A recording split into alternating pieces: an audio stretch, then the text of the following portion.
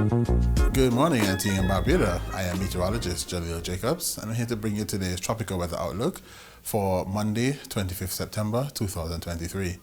And we take a look at our active storms currently in the tropical Atlantic, and there's only one active storm in the tropical Atlantic, and that is Tropical Storm Philippe, and that is in the central tropical Atlantic at the moment, as well as an area to the southern Gulf of Mexico that is being monitored for future development, as well as an area southwest of the Cabo Verde Islands that is also being monitored for future development.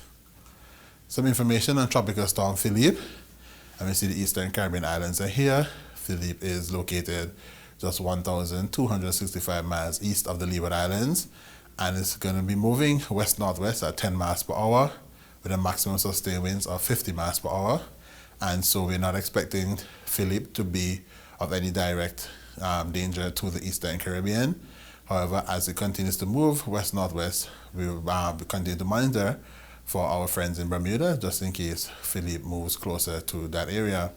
Some indirect impacts we could expect from Philippe is that some swells emanating from Tropical Storm Philippe's passage might make its way down to the eastern and northern coastlines of the Caribbean islands, the Leeward Islands in particular, and the British Virgin Islands. So we will be continuing to monitor the progress of Philippe as it continues to move northwest in the central Atlantic.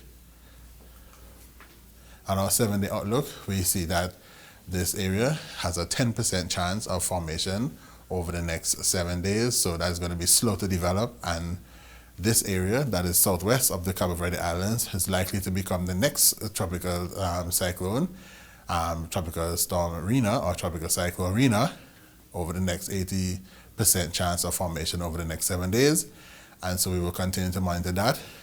Currently, the satellite image on the outside, and we see that area south of the Gulf of Mexico, that low pressure area, and then it's producing some thunderstorm and shower activity across Cuba and Jamaica.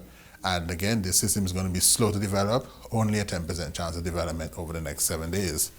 In the Eastern Caribbean islands are located here. And we see some patches of low-level clouds are going to make their way across the Eastern Caribbean. So we do expect some periods of showers tonight and tomorrow.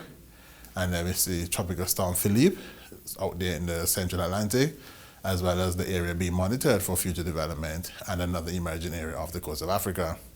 We take a closer look at our Eastern Caribbean, or the Eastern Tropical Atlantic, and we see Tropical Storm Philippe is located here in the Central Atlantic, and then we have our area that's being monitored for future development. This area currently is the area of disorganized showers and thunderstorms. However, the environmental conditions in this general area are conducive for further development, which is why this system has an 80% chance of formation over the next 7 days. And then, since we are still in hurricane season, albeit pretty close to the end, which is in the end of November, we still have systems emerging off of the coast of Africa, and we will continue to monitor them as they do so. However, the frequency of these systems emerging is gradually going to decrease over the next 2 months, which is towards the end of the season. However, we are still going to keep monitoring everything that comes off the coast of Africa to make sure that we have timely updates in case anything tracks all the way over to the Eastern Caribbean. So stay tuned to our YouTube channel and our Facebook page, Antigua and Barbuda Meteorological Services, for your trusted source in weather information for the Eastern Caribbean, the Leeward Islands, and the British Virgin Islands. I am Jaleel Jacobs, meteorologist, and thanks for joining.